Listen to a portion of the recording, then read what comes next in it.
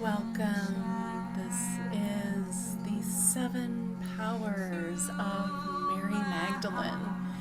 I am really excited to share with you just a little touch point on the life and essence of Mary Magdalene and how she is here on earth as the feminine Christ and reawakening the feminine within all sorts of men and women as we reestablish the sacred union within to return the earth, the world, humanity to compassionate, divine,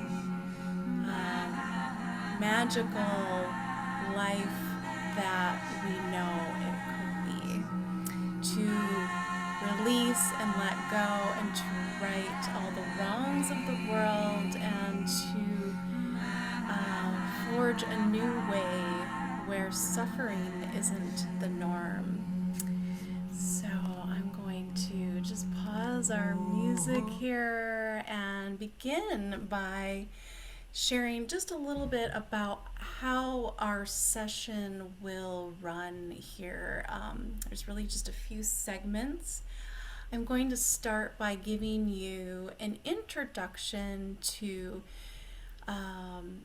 Mary Magdalene and who she is in history and who she has become beyond her incarnation in her life as a historical person that walked the earth. And then we're going to dive into a embodied practice. This is really kind of an inquiry, a chance to do some deep inner work. And I really consider it something that we can really look at on a regular basis as a purification rite, so that we really are opened to receive the fullness of divine wisdom. And then we'll do a movement practice just to kind of integrate what we've been experiencing, and then we'll move into the last piece of our time together, which will be the red rose alchemy meditation and activation. So I'm so glad that you're joining me here. My name is Lauren. If you don't know me, I am a multidimensional healer and way shower. Really here to illuminate the soul's path and return ourselves to greater purpose, peace, and inspired sacred living. All right, so I want to, just before I get started, share with you a couple references that I've probably heavily used in this introduction to Mary Magdalene.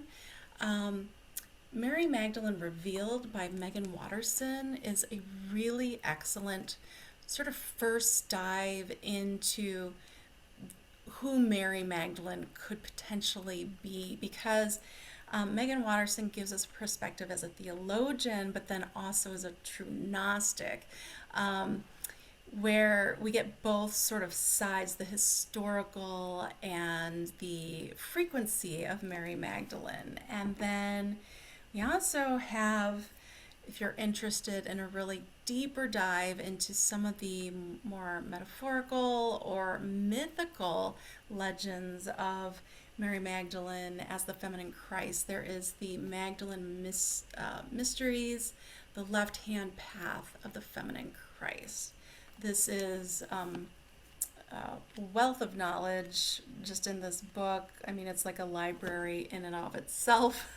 I highly recommend if you like really going into rabbit holes and digging out details and getting just sort of uh, your mind blown open.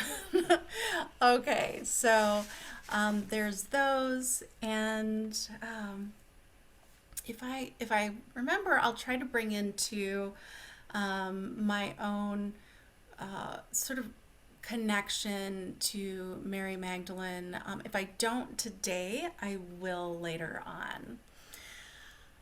Okay, so let's start by just taking a few breaths together and getting into a little heart coherence. Taking in a deep breath through your nose, that beautiful filtration system through the nostrils, bringing the air in all the way down into the bottom and back of your lungs.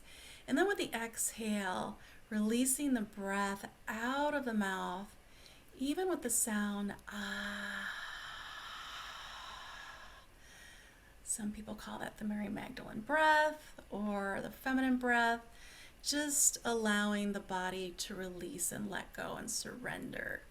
Very feminine, energetic quality. So another deep breath in.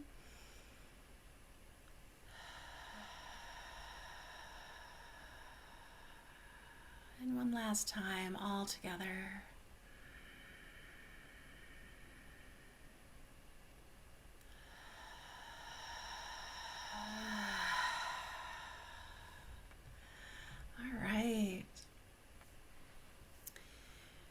So Carl Jung believed that the church would die without the mother.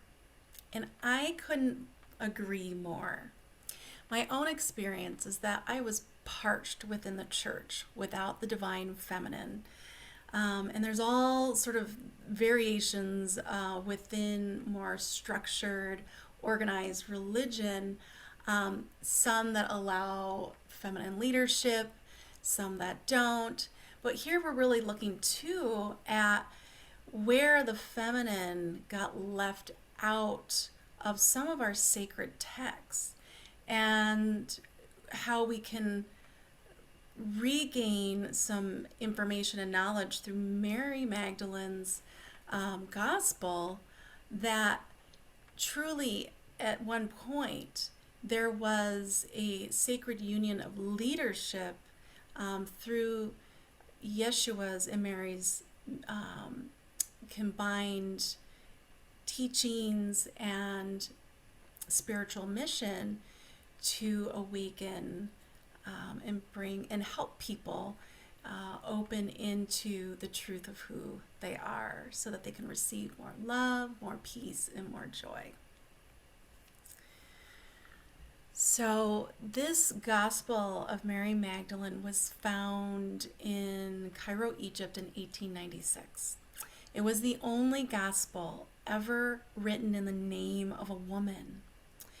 And Mary's gospel appeared alongside other manuscripts which surfaced around, similar time, maybe even quite a bit earlier, such as the Sophia of Christ and the Apocryphon of John, which were collectively referred to as the Gnostic Gospels. The Gnostics were called Gnostic because of the word gnosis, which is Greek for self-knowledge or inner knowing. And this leads us to assume that because several copies of the Gospel survived from such an early date, that Mary's work as an early Christian, perhaps Gnostic Christian, is strongly evident. And more enlightening is that in these early sacred Christian texts, they spoke of a more human and feminine side of Christ, of Mary's importance to Yeshua and his ministry, and of salvation as an inward act of personal transformation, not a transcendence, but a descent of the spirit into matter or the body. So this is where we're really going to come into our practice eventually through the awareness from our inner space, our inner sanctum, our vessel. And within the Gospel of Mary Magdalene, we learn about the 7 powers, or what may have been referred to in Luke 8:2 as the Mary of Magdala, from whom the 7 demons had been expelled. And in Mary's Gospel, she refers to them as the 7 powers, which later became Christianity's 7 deadly sins, or associated with that. We could give them names, veils, power centers, and they're even referenced possibly as being the 7 centers, the chakra centers. These are wheels of light. They each tend to a facet of our being, which can be tied to our ego and tied to really expanding our light body. So this is just super fascinating, and I invite you, when we do our practice, to just kind of be in that inquiry. What is shifting and moving as we move through the 7 powers? And I like the term powers when associated with the chakras, because that is what they are often termed as power centers. Okay. So I have another interpretation of the 7 powers, that this is just my personal take on them, is that it's more of a process of healing in which Mary received from Yeshua as a transmutation or an alchemizing of low dimensional frequencies such as anger, shame, fear, attachment, etc., to make space for spiritual, pure love to descend into our being. And so let's look at who Mary was from what we know in historical texts, as well as what has evolved and emerged over time, and the essence, wisdom, or resonance and relevance she carries for us today. What's occurring now is the legacy of her ministry, which left such a powerful, energetic signature in our field that many people are feeling the resonance, because we are now ready to receive her teachings and to move into a more conscious way of being in life that requires a radical love for ourselves and for others. Most of us grew up and sort of indoctrinated to know Mary Magdalene as the prostitute. And as we dig in and as you really understand her own gospel, we really know that this isn't true. But let's look into who she might be by looking at her name alone. Magdala was a place, and many people in ancient times were named from their geographical location that they resided in. I haven't really looked into what like Madison or even Wisconsin means, but it would be like Lauren from Madison or Lauren from Wisconsin. So something simple like that. But what does Magdala itself actually mean in the Aramaic and Hebrew language? It is that the name expresses elevated or magnificence, or it means tower or ancient doorway.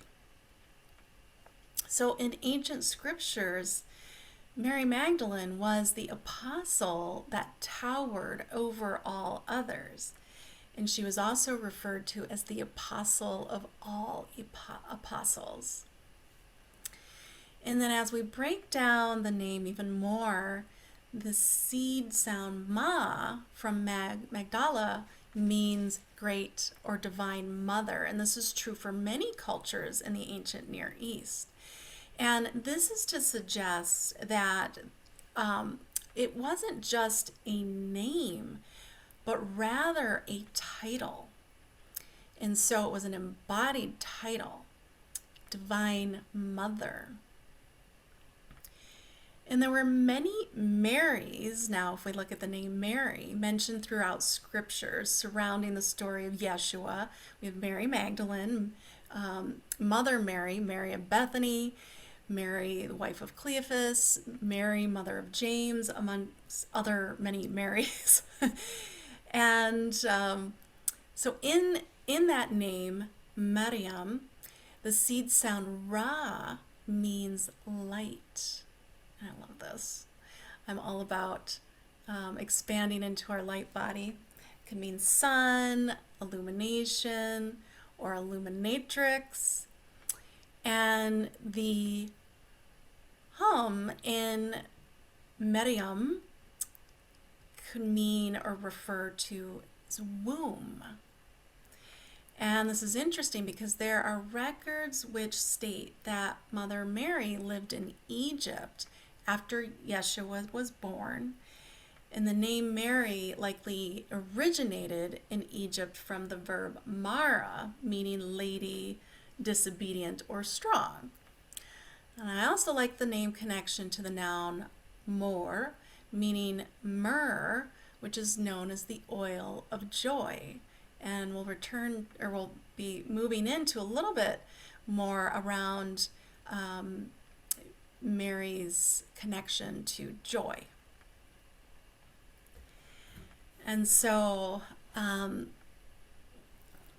all of this, we can begin to make some connections and speculations that the Marys came out of the Egyptian goddess tradition, such as the Mary Isis priestess lineage of feminine arts. The Marys were the women connected to the practices and mastery of illuminating womb consciousness and spiritual ascension. Mary Magdalene was also a miraphor, an oil priestess. We all know her to be depicted in images holding or near to an alabaster jar of oil. We might know the story of Mary anointing Yeshua's feet with expensive spikenard oil, using her hair. She was actually perhaps the one who enabled Yeshua's ascension as she prepared his body in sacred oils inside of his tomb, which was to develop his Ka body through the tantric practices derived from these Egyptian priestess lineages. Christ means the anointed one, and she anointed him so he could become Christed. So let's look at another one of the texts that I mentioned earlier, the Sophia of Christ manuscript, or the Pistis Sophia. It describes Mary as the happy one, beautiful in her speaking, pure spiritual Miriam, inheritor of light. In this text, she asked Yeshua if she may speak in boldness, and he replied, Miriam, the happy, this whom I shall complete in all the mysteries of the things of height. Speak in boldness, because you art she whose heart straineth towards the kingdom of the heavens more than all thy others. So I like the many references to her as light, happy, joy, and the one above others. She really did the work. She embodied the teachings of Yeshua. And so he really venerated these spiritual teachings to her because she was prepared to really take them in, to receive them. So fast forward to the 6th century, Pope Gregory campaigned against Mary Magdalene to say that the only way she could have ever afforded spikenard, an expensive oil, was prostitution. So we were heavily into the patriarchy at this point. And I believe we can trust that she was never truly a prostitute because from a historical and cultural perspective, a prostitute would never have been allowed into a tomb or to really be in the presence of someone who was a spiritual leader, as Yeshua was. We also have evidence that Mary was in ministry with Yeshua. It is said that maybe even her family funded the ministry, that she was of royal lineage herself. And another little mind bender is that it is very unlikely that Yeshua would have been validated, respected as a spiritual authority if he were not married. And so according to the Gospel of Philip, Yeshua often kissed Mary on the lips. Perhaps maybe they were married because you never would have had that in the culture at the time. Casual interfaces like that. And so they may have even carried forward a bloodline that lives on today. And one of the things that I really sort of feel into myself is that, and I say that our greatest sufferings are often bring us our greatest gifts. And I think this is true for Mary Magdalene as well, in the polarity of her image as both innocence and prostitute. She invites us to reclaim all of ourselves. And from Pope Gregory's leadership in the church, women have been held captive in a collective disempowerment with a long battle to regain liberation of the feminine soul. We can assume that the spreading patriarchy of the time wanted to suppress the feminine in order to keep the masses orderly and controlled. Even with these texts holding evidence of feminine leadership, the Council of Nicaea agreed to rewrite the Bible to take out the feminine narrative. Why? It was of concern that the church wouldn't survive with evidence that Jesus was married. The church felt that the people would never be able to hold Jesus as both human and divine had they known of his relations with Mary Magdalene. And I use Jesus and Yeshua, both terms, sorry, if there's any confusion there. So let's place our hands on our heart for a moment here and just kind of feel into who this woman was, who she is, what her energy is.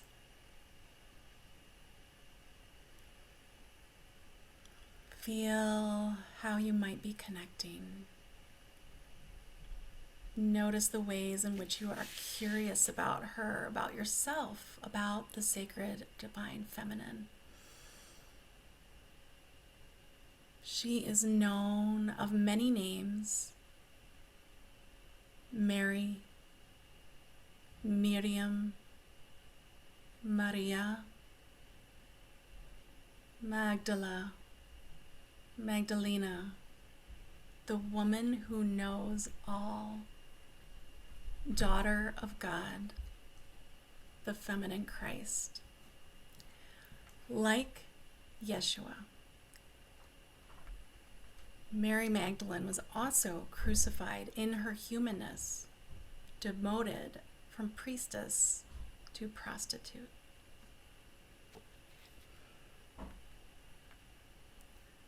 Let's take a moment here to just do a little moving. And the song, Innocent, it's really what I feel Mary Magdalene represents, or the Divine Mother, who is always here. You've wandered so far from who you truly are, and it's time to stop getting drunk off the river forgetfulness. Feel free to stretch, move around. I want you to be forever inside. I hope you know love. Oh, and never lies.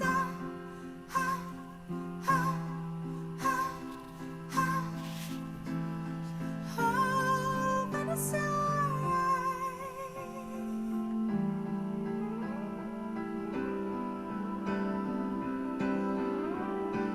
They convinced you she's going, torturous tongues, shamed away behind holy doors. And I know it seems she's only a dream, but it's not naive to believe that one day she'll return to you. No, she never left you. I want you to be forever inside. I hope you know love. Oh, another lies.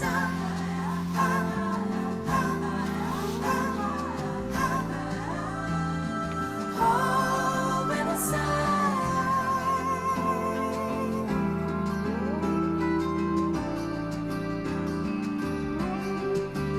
This is not just a secret I put in your ear, not a nicety told. To coddle the fear, it's a thread of your worth that will lead to your whole freaking universe. I want you to be forever inside. I hope you know. Oh, another lies.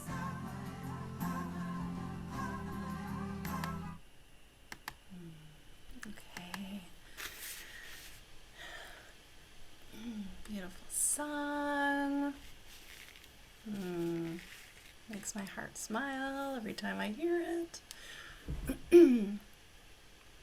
Okay, so I want to transition a little bit to our practice, but I want to start giving you a little bit of just framework to practice of the 7 powers that we'll come into. So in the Gospel of Mary Magdalene, I want to read a quote from the Gospel. I said to him, she's referring to Christ, "So now, Lord, does a person who sees a vision see it with the soul or with the spirit?" And the Savior answered, "A person does not see it with the soul or the spirit. Rather, the mind, which exists between the two, sees the vision, and that is what ... We are left without the full answer, which is really unfortunate, and there are many pages missing from Mary Magdalene's Gospel. that we are left to just sort of energetically bring back in, that we won't actually have those words, the teaching.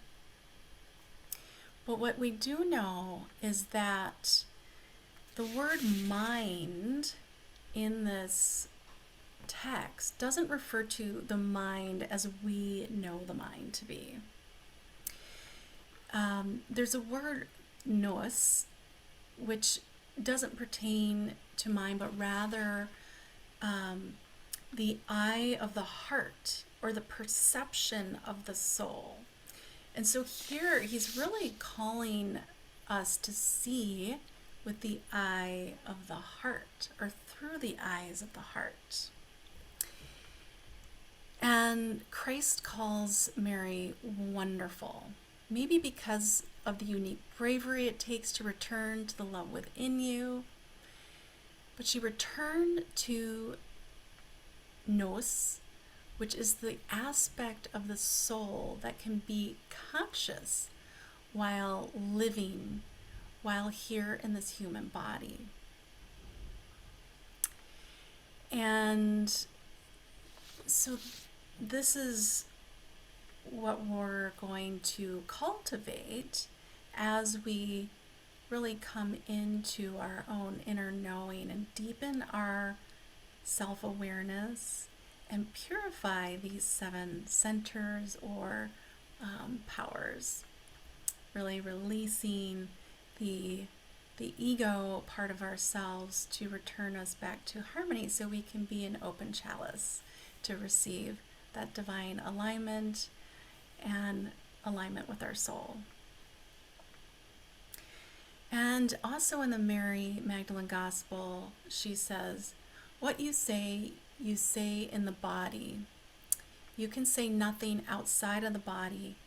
You must awaken while in this body, for everything exists in it. Resurrect in this life." And I might have made a mistake just because my notes are unclear, but that might be from the Gospel of Thomas. Anywho, interesting that this is another reference of really the importance of working spiritually through the body temple. And then there was a time when Peter is the one, the apostle, that sort of always challenged Yeshua around, like why was he giving Mary Magdalene secret teachings and not himself? He really challenged Mary's place in leadership, and he asked her once to share the teachings that she had learned from Yeshua, and he was really shocked by what she shared, because it was really deep, potent, powerful wisdom, even though Yeshua time and time again had told him and the apostles that his teachings were for those who had ears to hear. And we also learned from the Gnostics that the Magdalene was the perfect human, or anthropos, of a blueprint of original innocence, the seed space of wisdom within our center that we can always choose to return to and embody. So I think this is really important, so that we are invited to return to the original blueprint of our innocence. And we can choose to do that again and again through embodiment. And the gospel also makes it clear that Mary Magdalene is clothed in this light of primordial innocence and remembrance, while other disciples were still grappling with their shadow self, especially the division between the masculine and feminine. As I said, I think they were in a patriarchal culture and society, and so Magdalene's role as a leader in ministry here really challenged some of the men in their community. So I feel like this has set the stage for what seems to be clearly an invitation to explore the internal experience of Christ, the metaphysics of what happens when we pray and meditate and learn to alchemize our ways of being that show up in our shadow. And Megan Watterson says, Mary teaches us that our highest and holiest calling is to love and to be present in all of our experiences. She invites us into radical presence with self and the love of the divine. All right, so let's step into the practice now. And I invite you to maybe have a journal if you're someone that really likes to write down your experiences or to go back and reflect. I invite you to be comfortable. For this meditation, you can lie down if you don't fall asleep easily, or stay seated in a comfortable upright position. I will go through these relatively quickly. You can always go back to the recording or do a replay and visit them again and pause and spend some more time with each of the 7 powers. And also, I think each time you do this practice, you will learn more. And so, what I want to say about the 7 powers is that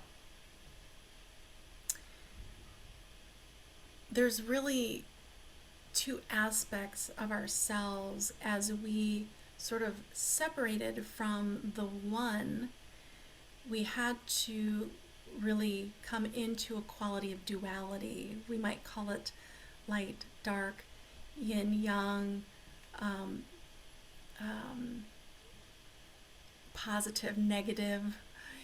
And these polarities, the aspects of duality is what is necessary for creation at this time. So they're not, neither one really has like a negative or positive per se energetically, but what we do know is that if we are drawn too far in one direction or another, we come out of balance. And so it's important to notice how we choose to corrupt our being by spending too much time in the ego versus our true self. And the ego isn't inherently bad. It serves to protect us. It serves to guide us. And so it serves a positive purpose in and of itself, but it can also pull us down. Same with the light. If we're not embodied and we're always attracted to being outside of our body, we are not in harmony. So the 7 powers is really a deep dive to uncover, to just become aware of what's stirring in each of these centers for us in this time. And it might be something that you're currently experiencing. There might be something that shows up in your beingness that has to do with like early trauma. This is really a place where we can come into safe exploration, a non-judgmental exploration of our own inner space and how some of these powers or demons, in a sense, can show up in our lives. And so that's really what we're looking at, is how to sort of purify these centers and really come into the power of them. So, all right, I feel like my lips are really dry. right, so I invite you to close your eyes down. Take a nice deep breath in and relax. Allow the breath to come into the body to invite a deeper sense or quality of awareness.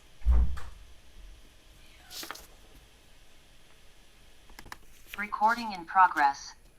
Allow the universe to even breathe for you so that your breath can become effortless and still hold the intention of presence within. Allow the shoulders to drop down away from your ears. Soften your eyes. Relax the roof of your mouth.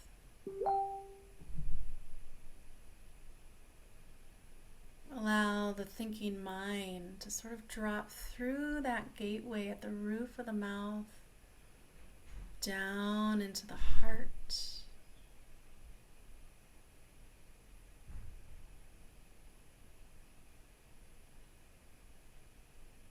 I invite you to come into the back of your body, relaxing those long muscles on either side of your spine.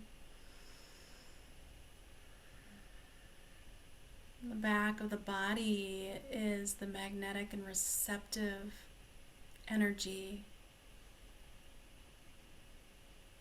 And so is the back of the mind. So inviting in a quality of inner vision, seeing through the eyes of the heart, receiving with that inner vision, and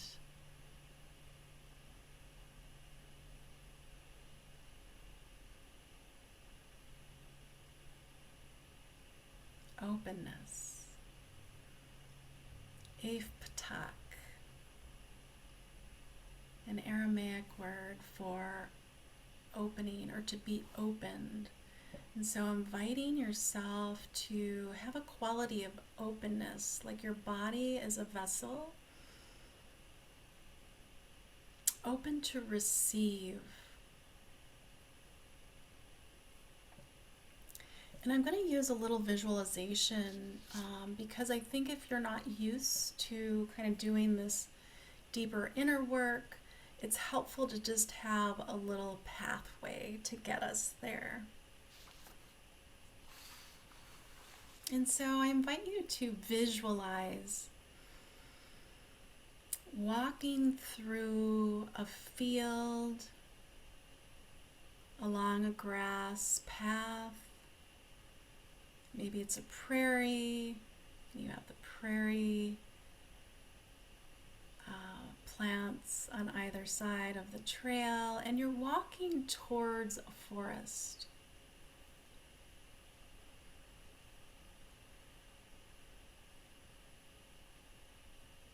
And as you walk towards the forest and you become closer to the forest entrance, the trees sort of create a little canopy over the trail, and they begin to filter out the light. And so your vision becomes a little darker. There's a veil over your eyes almost. And as you walk into the forest, the moisture that the forest has held in its sanctuary is heavy, creating this veil. And so you're kind of walking into an unknown, and all you can see are maybe a couple footsteps ahead of you along the trail.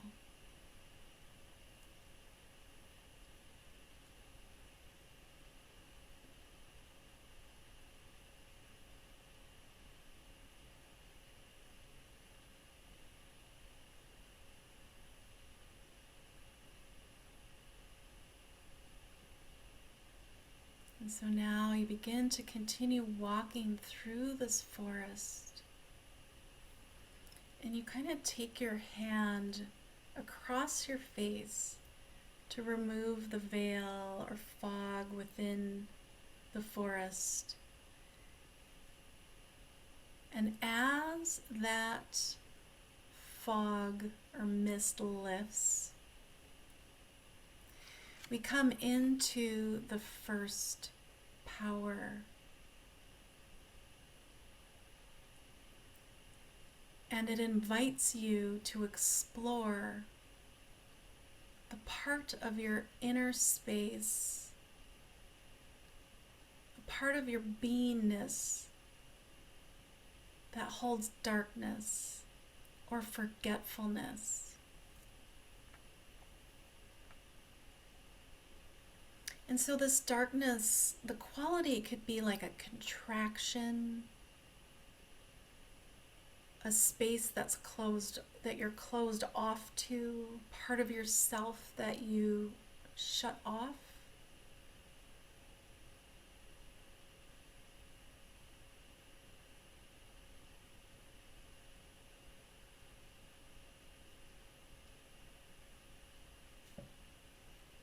Part of your soul that you are forgetting, that holds you sort of captive in this third dimensional space of our experience in the world.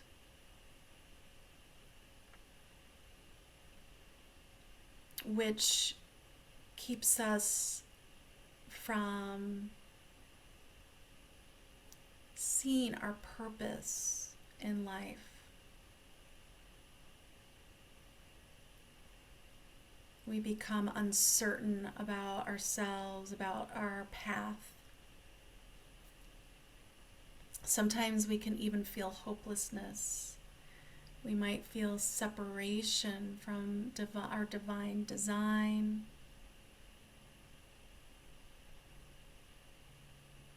We may even become a little aloof or listless in life when we are in this darkness.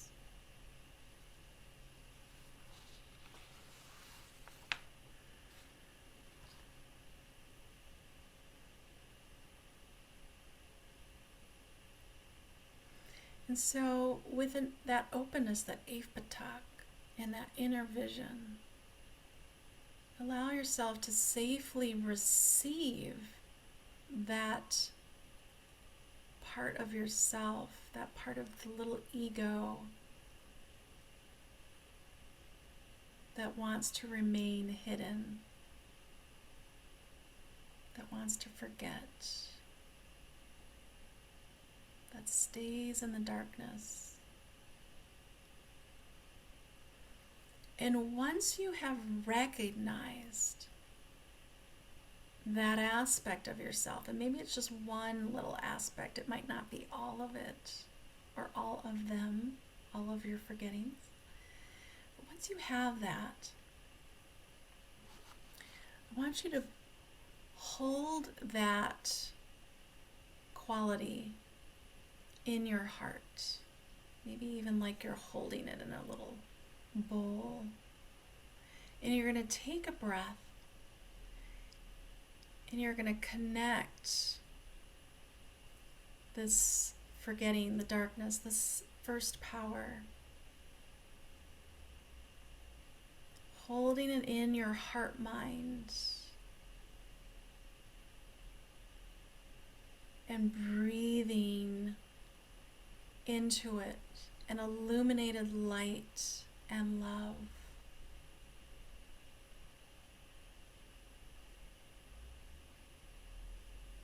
Almost like you're nurturing it like a mother.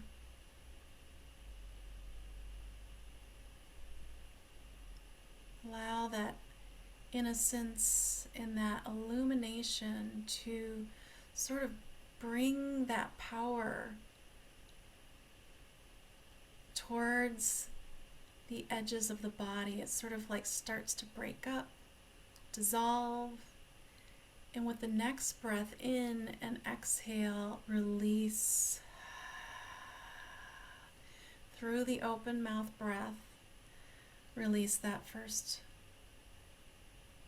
power.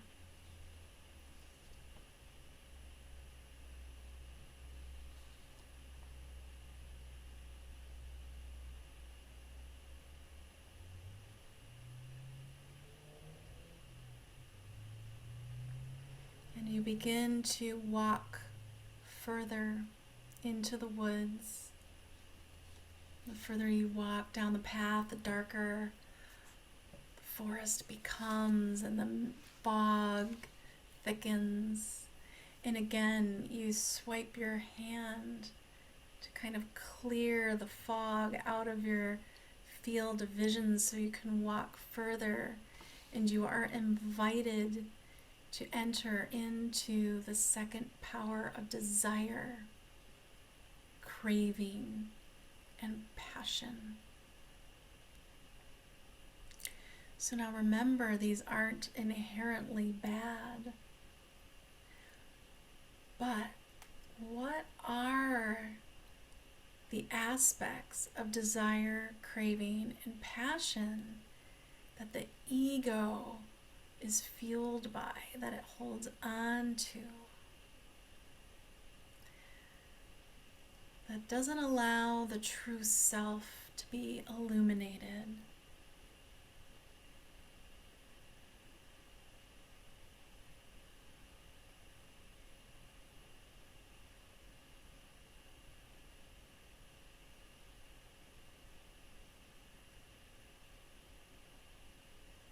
So this might be a craving, an attachment to something that serves as a distraction. Or maybe you have a quality of impulsivity when it comes to people or activities.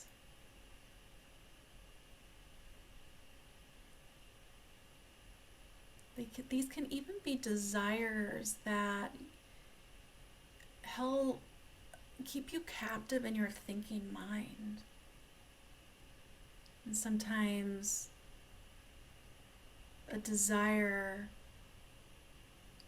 keeps you feeling like you're in lack if you don't have what you desire. Or it can hold you in a quality of disappointment.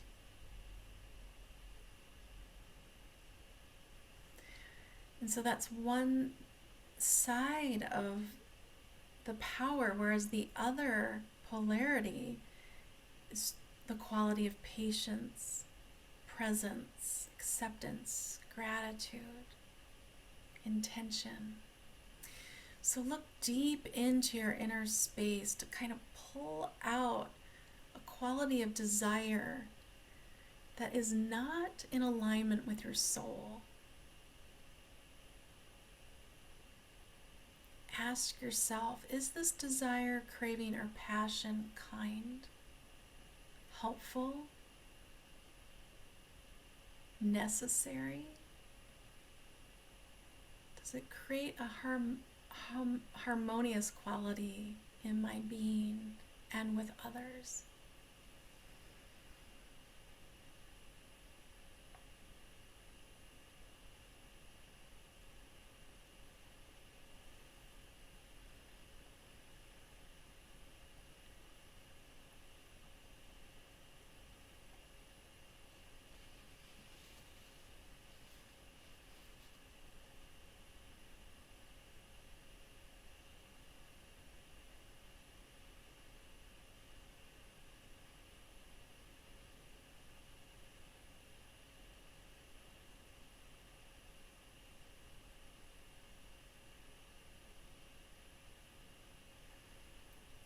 And now taking a hold of that second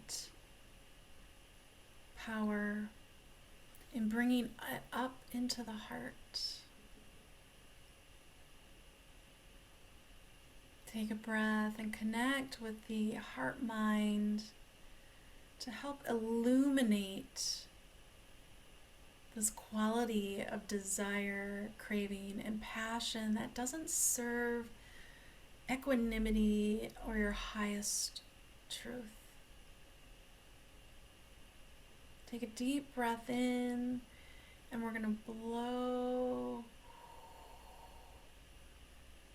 this quality out of our bodies. See it dissolving out towards the edges of the body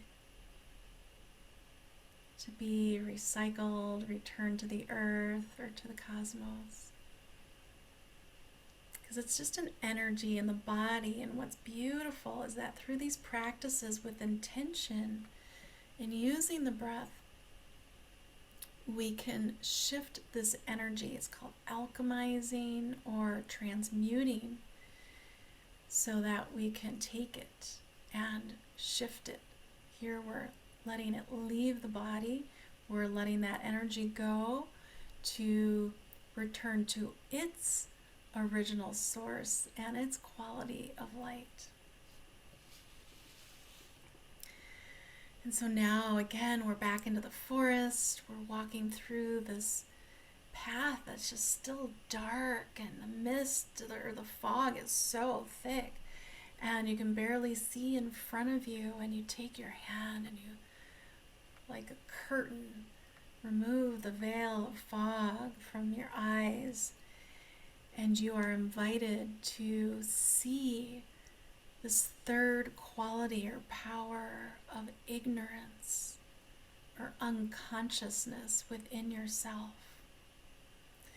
So as you look into your inner space to uncover and reveal this aspect of unconsciousness or lack of awareness in your being, what do you notice?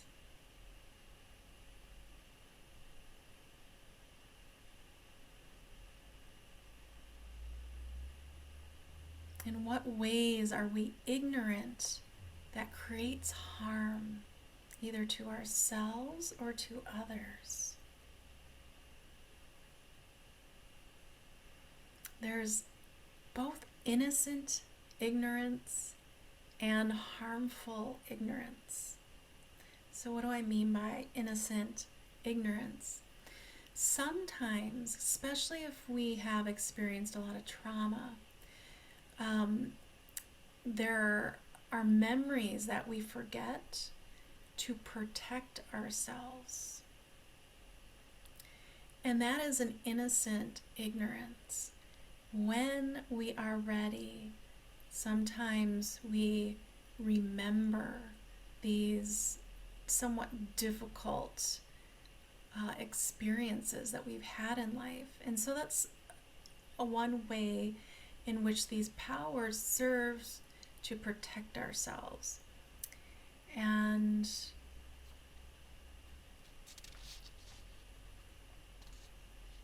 so we can look at parts of that, the ignorance and unconsciousness, as just a simple way that our ego protects ourselves.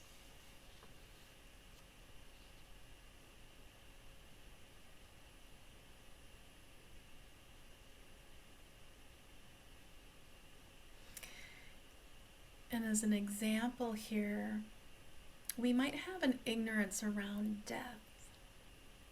There's a lot of fear and anxiety that is invoked around death. And Christ spoke in Aramaic that the word death means existing elsewhere. So in deepening our spirituality, we can understand that the soul is rather infinite. And when our physical body dies, it doesn't necessarily end, it just exists, our soul exists elsewhere. And I think that that can be helpful to understand with consciousness what death actually is, which can help release and diminish some of the qualities around death, the fear and anxiety. It's just one example, and you might not align with that belief or that thought, and that's okay. But just want to share that as an example. Sometimes we act out of ignorance because of an unmet need that we have for ourselves. Sometimes can hurt others. And there's that term, hurt people, hurt others.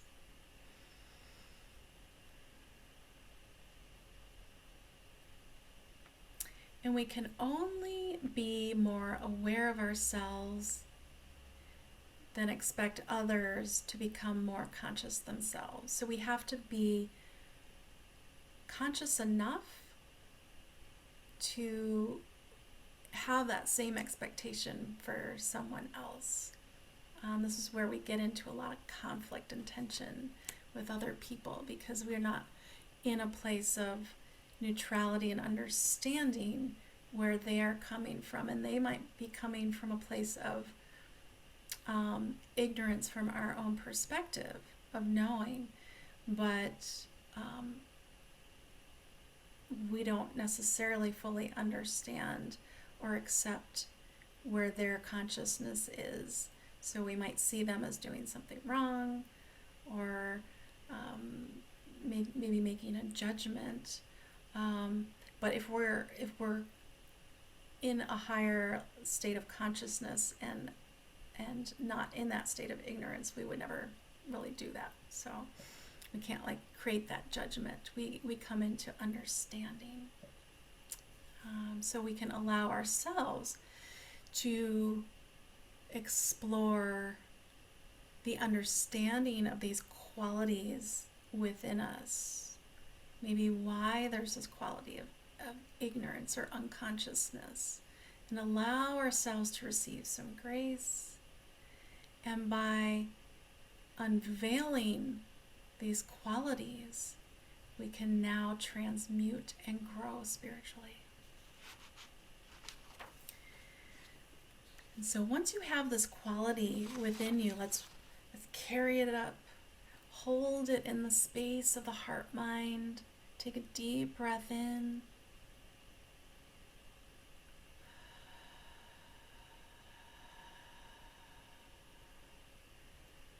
Allow the mind and the heart to illuminate this quality. And as it becomes illuminated, it starts to turn into light. Light starts to lighten and spread and disperse, and it comes out to the edges of the body. We take another deep breath in and release with the exhale.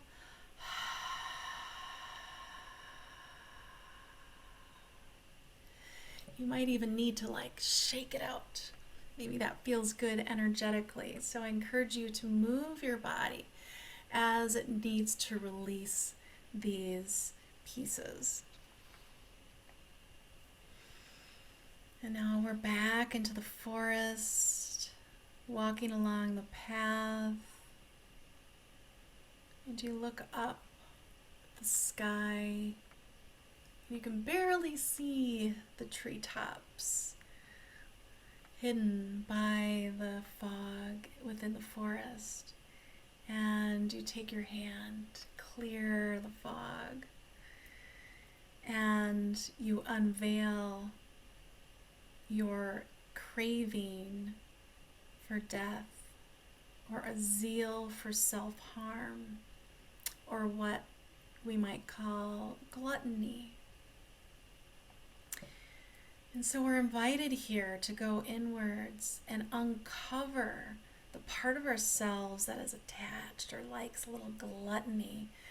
What is gluttonous, or are there ways of action in our lives that are harmful potentially to ourselves? We can look to the choices that we make in our lives that potentially endanger our health or impair our longevity. Think about the foods that we eat or the substances that we drink, ways that affect the health of our body in a negative way. We can consider that there are times when our pleasures can become destructive. So there's that saying, moderation. This is an area where we're overzealous about an activity. Maybe it's even every mealtime you overeat and you stuff yourself full, and then you feel like, ooh, and your body then is, having to work overtime to digest, and it requires more rest, but we also overdo in our activities, so it doesn't get that rest, and so the organs then start to become compromised in our body. So that's just one aspect. So when does our pleasure become destructive? Those are the two polarities: destruction, pleasure, joyful pleasure. And again, this is like, where does that fall on the continuum? Where does this gluttony or the pleasure start to fall out of alignment with the soul? So uncover a part of yourself that leans into gluttony or a zeal for death, harm, self-harm.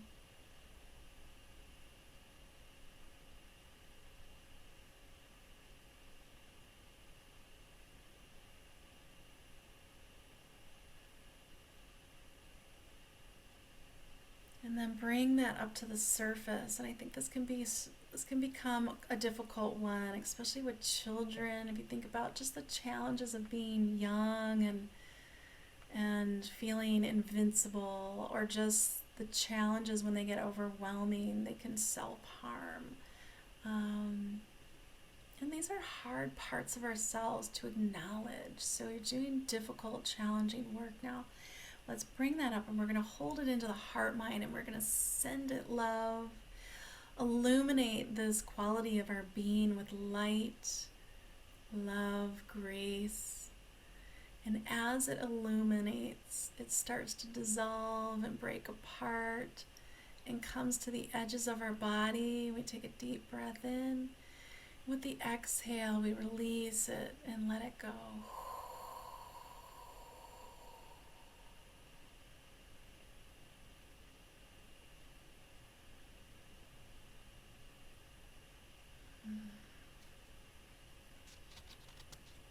Now we return to the forest, again walking through this thick fog. You can barely see several steps before you, and you stumble over rocks, and you almost kind of want to feel your way through, and you can hear the sounds of animals or branches breaking in the distance, and it's like you're trying to navigate in an area that you can't see very well, and you take your hand across your face to remove the fog because it's so thick, to just try to see more clearly, and you're faced with the enslavement of your physical body. And now we are invited to explore this aspect of ourselves where we can become impulsive, lustful, or emotionally conflicted.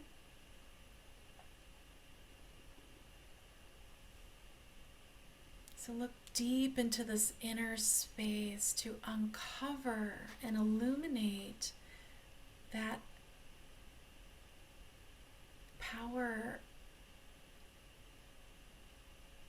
that takes over center of your being, which enslaves you to your physical body. and I want to say this just gently because I don't want it to come across as a judgment, but it is an example, is that when we're enslaved, and I'm speaking to women, maybe primarily because I feel like it's very common with women, more so than men, mostly due to social pressures and outward external expectations, is that women often lean into wanting to fix themselves to make them look better, younger. And while that in itself isn't inherently bad, to what measure do we go to? Do we actually endure potential self-harm by taking measures that are potentially unsafe just to embetter our physical body because we don't feel good enough?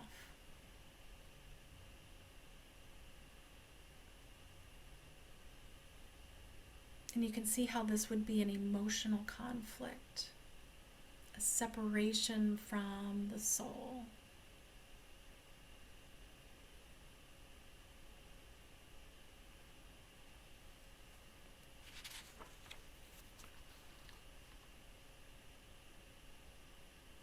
And so once we've uncovered that aspect of our ego that wants to harm ourselves, potentially to,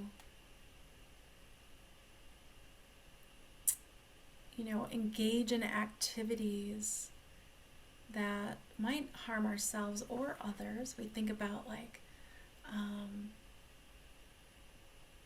sexual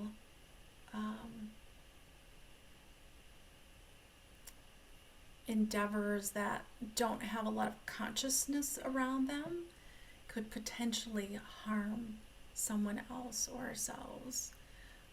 So where we can get really like impulsive in our lustful state and harm ourselves or others. So that was another example. I know sometimes these can get difficult, so I want to bring in the examples to just help us explore areas.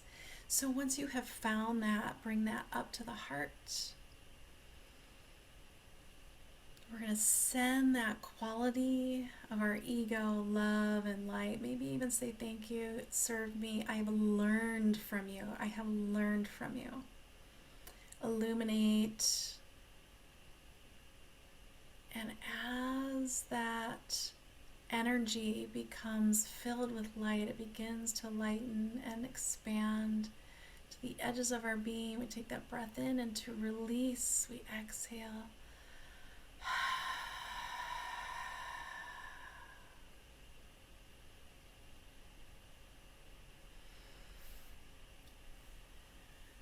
And we wind through this forest, still dark. The fog is starting to thin slightly. You can start to see more of the trees creeping into the edge of the walkway, the path. But you still have to use your hand to kind of make your way through the fog. And you come into the sixth power, the false peace of the flesh. And you are invited to remove the veil of this power, the false peace of the flesh, by looking inwards and uncovering that aspect of your being, perhaps addiction, substance addiction, not taking care of the physical body, not doing the self-care, becoming lazy or overworked, sleep deprived. What kind of medicines are you putting in your body? So this is a way that we're just sort of lazy about our physical body, kind of just treating it like a machine versus seeing the body as a vessel of wisdom, intelligence, and memory. And so we have this reluctance to do what we know is best for our body. And so there can be a real continuum here of ways in which we just fall into the social norms of drinking alcohol on a daily basis and not allowing the organs and the bodies to detoxify and to purify is sort of an aloofness to the the divine technology of our body. So there's this false sense of peace, like, it's okay. I'm not overindulging, but it's a consistent sort of jab or consistent overload to the body. Or maybe we're not really in the rhythms, a good rhythm or cycle where we are getting good sleep. We tend to just want to stay up late. We get into rabbit holes on our phones and we neglect our rest state. And then we just push through the next day into tiredness. And our body starts to shut down. It might not be obvious at first. But these are like things that are common for most people. And so we're invited to maybe look at those. Okay. Yeah, I could see how this is really not in alignment with my soul to nurture and care for my body. And maybe it needs a little purification. So we're going to bring that aspect of ourself into our heart space. Take a deep breath in, hold this energy in our heart mind, sending it light and love and grace.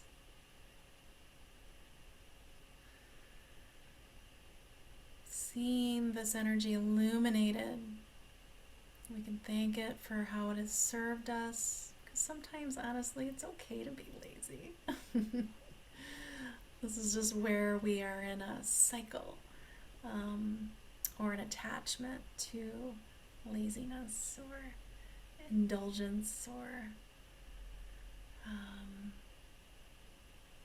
not exercising enough, not listening to what the body needs. Are we being in good listening for what our bodies, our body always gives us biofeedback. And so if we're not hearing, we need to listen more. So that might be something, maybe there's a quality of like deafness, for lack of a better term. We're deaf to the flesh. Okay, so then illuminating that quality, letting it disperse, coming out to the edges of the body, breathing in as we exhale, we release. We send that energy back to the earth or to the cosmos to be recycled. Maybe you need to shake it out, wriggle it out. Movement is really good for letting these energies shift. And you can kind of even observe the quality of curiosity, how these energies feel as they're coming up into our awareness. Does it feel like it's in like the left quadrant, upper quadrant of the body? Maybe it's, being held somewhere in the body. You might pull it out from, a particular organ or one of the chakras. Some things to explore. So now we are back into the forest. We come to the edge of the forest and there is a clearing. We come to a beautiful lake and it asks us to see within the water reflection of anger. And so we dive into our inner sanctuary to unveil the qualities of anger, rage, wrathful anger, revenge, vengefulness that is within us. And while anger isn't inherently bad, anger actually serves to protect us. And it also serves to move us into action. If you feel like an injustice, or like if you see and witness or read about an injustice and it gets you kind of fired up and angry, it's what we do with the anger that's important. We can use and transmute this anger to bring us into sacred action or sacred service, where we consciously engage in this injustice with in a helpful way.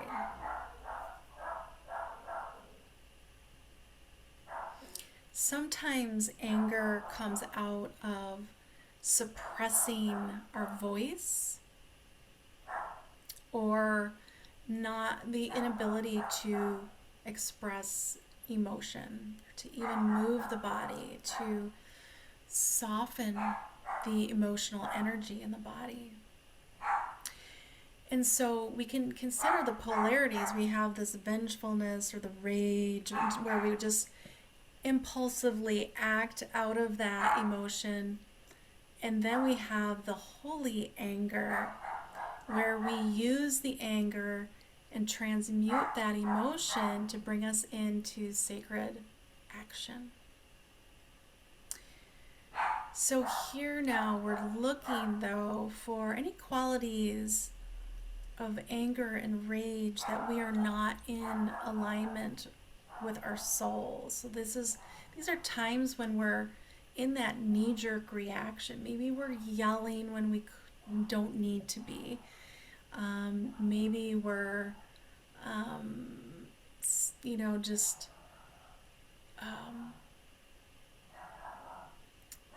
maybe vocalizing in a negative way, even if it's just to ourselves in a car.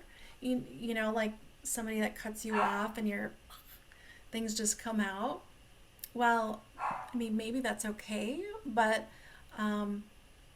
maybe looking deeper into why was that the like knee-jerk reaction. And I think that having productive, safe ways to express rage is really important,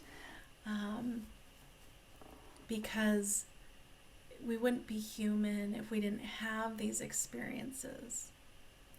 And anger is really connected with the heart, in the elemental wheel. In the heart, we cultivate patience.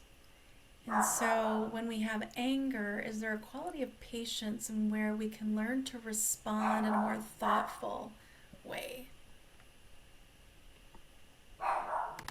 Recording in progress.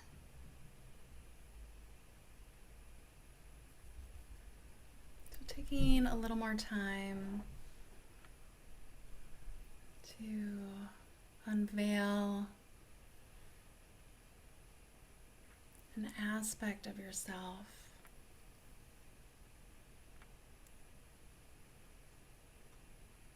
that holds rage or triggers. I think triggers are really good frame. I think throughout all of our lives, we'll always have triggers, and we work on them and move through the spiral of healing. Maybe there's one that would be easy to work on. There's others that maybe still have a lot of healing around. Okay, so we're going to bring that quality to our heart space.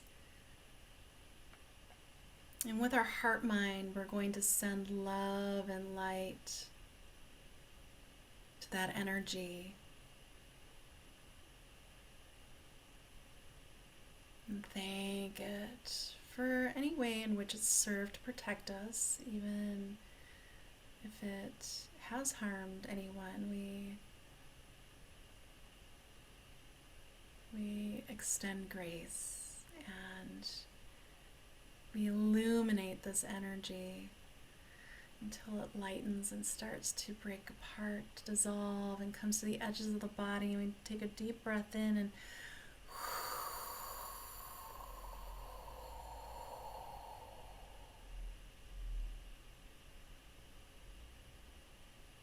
we let go, we let go, we let go of that anger, and we open our eyes and imagine we're just standing at the edge of that beautiful water, the forest behind us. And you can use some water or oil to anoint yourself at the heart. Take a breath in if you have some rose oil or lavender, whatever you brought with, or if you have spring water, your beautiful sacred waters. At the edge of this beautiful pond, you're gonna dip your hand in and then anoint your heart. Maybe just circling around the heart space. Maybe tapping at the high heart, because all of this inner work affects the collective, and the high heart is the collective consciousness, how we love in the world. We might even anoint our mind, giving thanks and gratitude for the inner vision to see and uncover these energies that needed to be transmuted. And so one way that we can really just integrate this work that we've done is through movement. And I created a little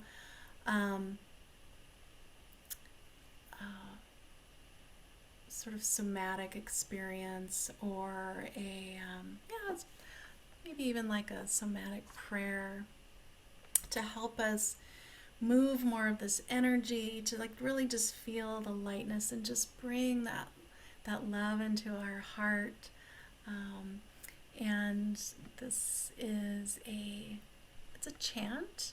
And actually, let me show you the basic movements. They're very simple. We're going to start with the heart, and we tap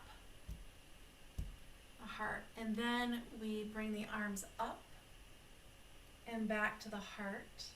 And it'll go along with the music. You'll figure it out when we start. And then arms are out to the side. Bring the energy in, tap. And then the arms come down, we scoop it up. You kind of imagine like your body's in water, so you're really moving the energy. And then the last one is we bring the palms together, up over the head, palms out, arms down, and then back to the heart. So we're just going to repeat that series of movements as we listen to the lyrics. It's really beautiful. It's a chant by Leanne Rimes called My Heart. My heart, my heart, my heart is my compass and my all-knowing. My heart, my heart, my heart is connected to all that's holy. My heart, my heart, my heart, through it a well of love is flowing. My heart, my heart, my heart, my heart, leading me home to my deepest knowing.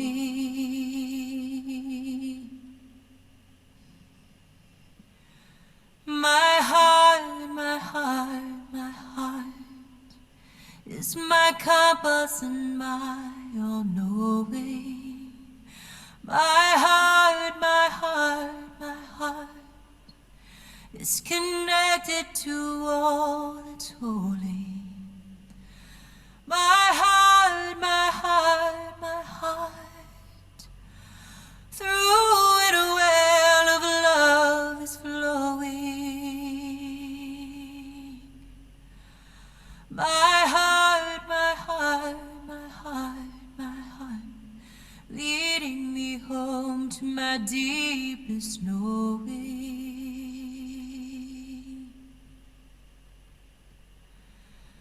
My heart, my heart, my heart is my compass and my all-knowing.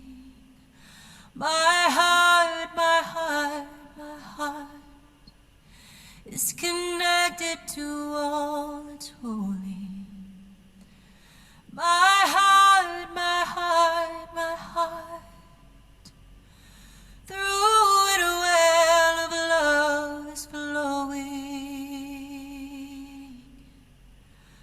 My heart, my heart, my heart, my heart, leading me home to my deepest knowing. My heart, my heart, my heart is my compass and my all-knowing. My heart, my heart, my heart is connected to all that's holy. My heart, my heart, my heart, through it a well of love is flowing. My heart, my heart, my heart, my heart, leading me home to my deepest knowing.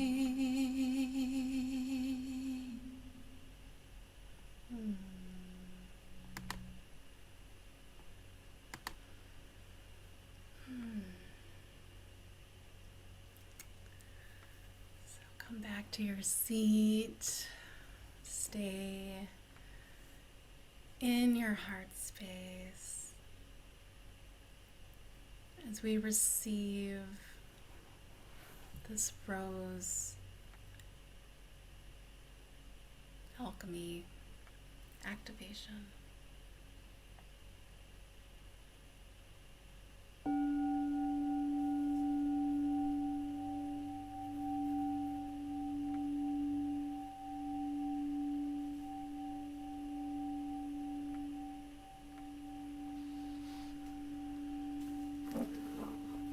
The red rose is really almost synonymous now with Mary Magdalene. And the rose as a lineage is really a symbol of pure love. It is symbolic of the sacred feminine. And so I invite you to close your eyes down once again. And bring your hands into Yoni Mudra. It's that upside down or inverted triangle. And you're going to place it over your womb space. So your fingers will be like just at the top of the pubic bone. The thumbs will kind of be almost at your navel, but everybody's body is slightly different. So, and just bring that quality of healing touch to your womb as we invite the energy and the presence and the wisdom of Mary Magdalene, the womb keeper, the womb priestess, the womb healer to anoint and activate the consciousness of our womb, because when we, especially as women, reconnect with their womb as the creative energy that it is, we can return to our wholeness. There's a whole lot of wounding that we hold in contraction in our womb and that we keep hidden. And so this isn't a womb healing itself. That is another practice that can be done, and it is a beautiful and important piece of practice for all people to do. But I wanted to bring us to this space within our vessel to receive the red rose. And so I would invite you to visualize this deep, dark, red velvety rose in the center of your womb, your lower belly, and your pelvis kind of sits like a bowl. So you can imagine maybe even a beautiful bowl filled with water with a rose floating on top. That might be a nice visual for you.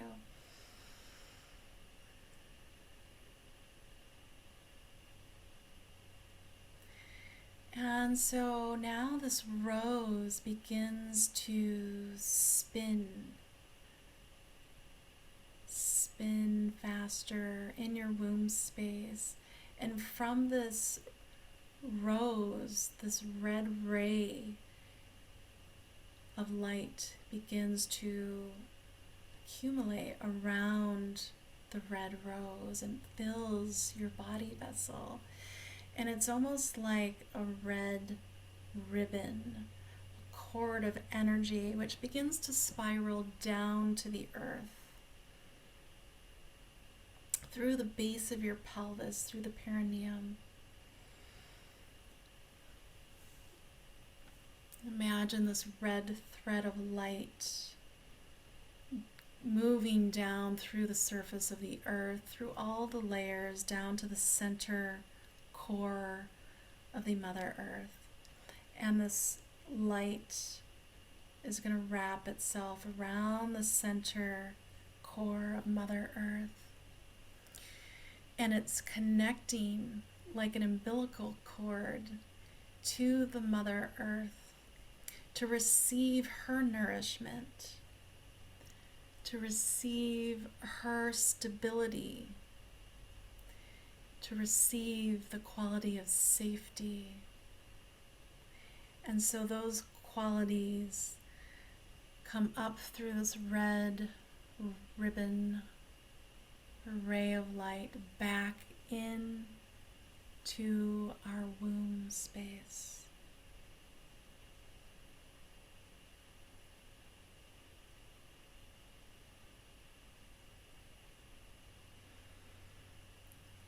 And then that rose begins to ascend through the body towards our heart. And we're going to hold that red rose at our heart center. And the rose begins to spin, and that beautiful, rich, red ray of light starts to permeate our being, our body, activating the deepest parts of compassion and love that we could possibly resource from within, merging with the radical love and acceptance of the Magdalene red rose. You feel that love for self. You feel the love of the Divine Mother. And you allow that love to radiate outwards towards all other beings.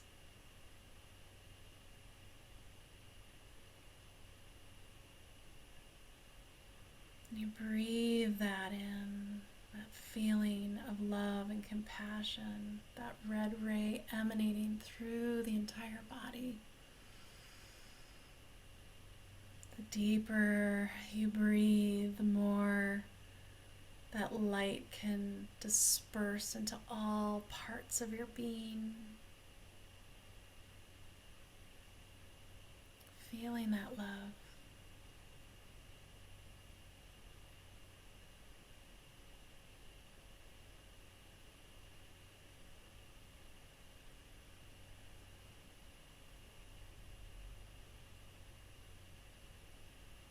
So we activated the creative energies of the sacral center with the red rose in the womb. And now activating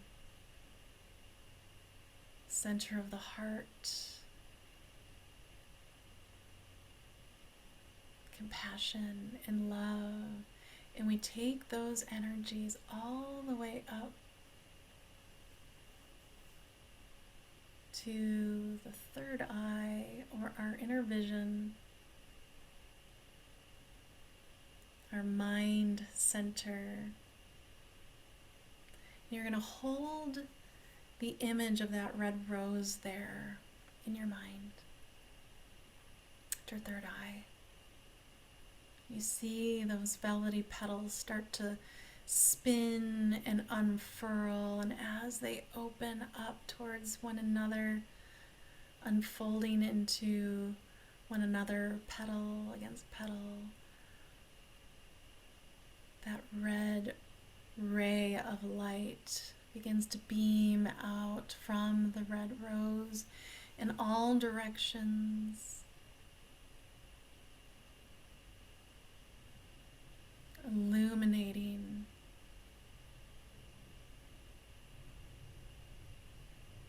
the mind,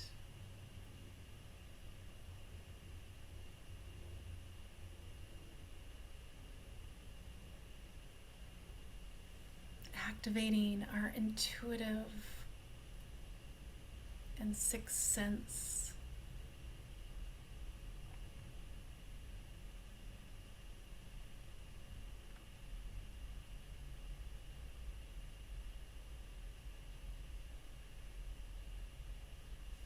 And then from above in the cosmic sky, there is this celestial golden ribbon that begins to spiral down towards our crown. And it begins to interweave with this red ray of light. And it circles and weaves around the crown of our head, actually creating a beautiful crown placed upon the top of our head.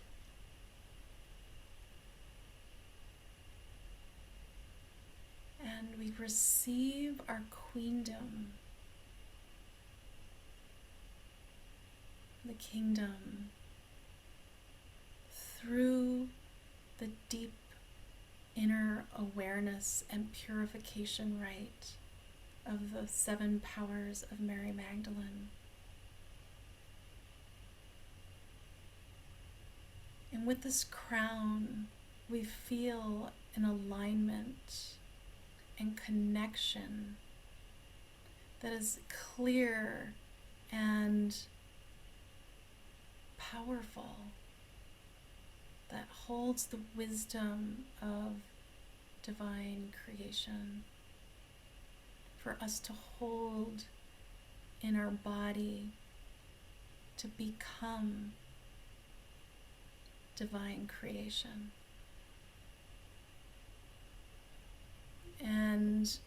taking a breath in, drawing the breath all the way from the base of the pelvis. You might bring your hand into Rosebud Mudra, drawing it all the way up to the top of the crown.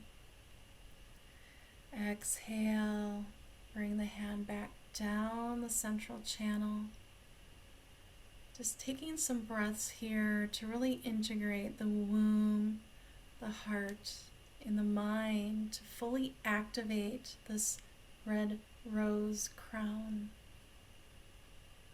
It's weaved with beautiful golden thread of the cosmic destiny through your inner awareness and purification, right? One last breath out.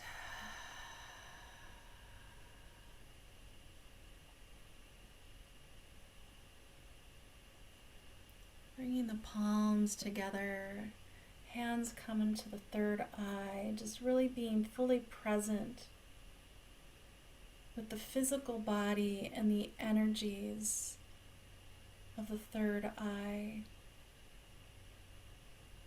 With this crown, you can really fully feel the power, wisdom, and love of the embodied Christ. We bring the palms down to the heart, feel into this power center.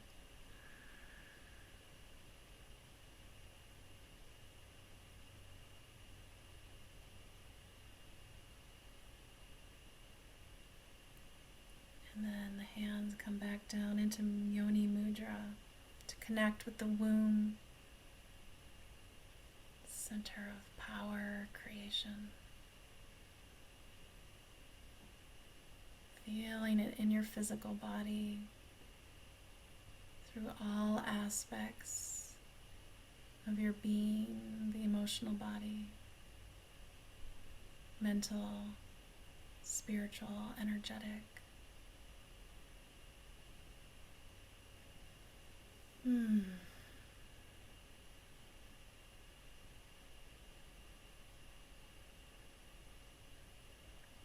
And then visualizing now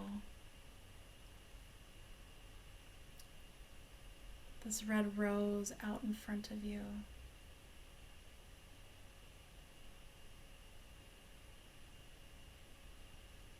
Maybe smelling the fragrance.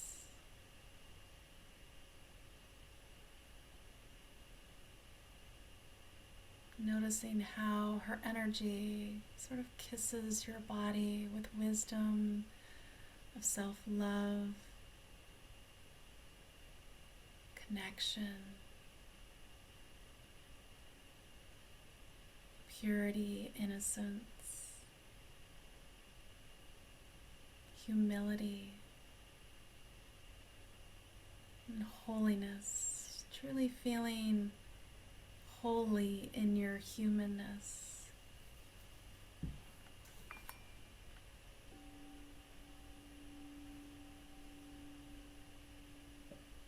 And gradually reawakening.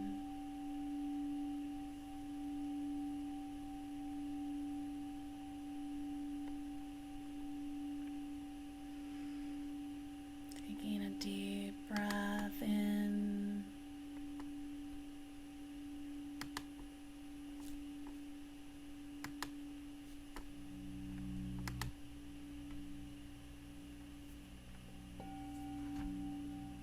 Opening your eyes.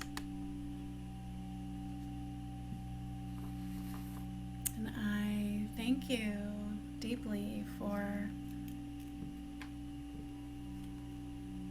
this exploration with Mary Magdalene and your purification rite, the 7 powers, and the perhaps initiation to do that deep inner excavation work that we did, which is challenging, I know, but it is hopefully something that will leave you feeling empowered. And so you can come back to that crown anytime you want to feel like you have the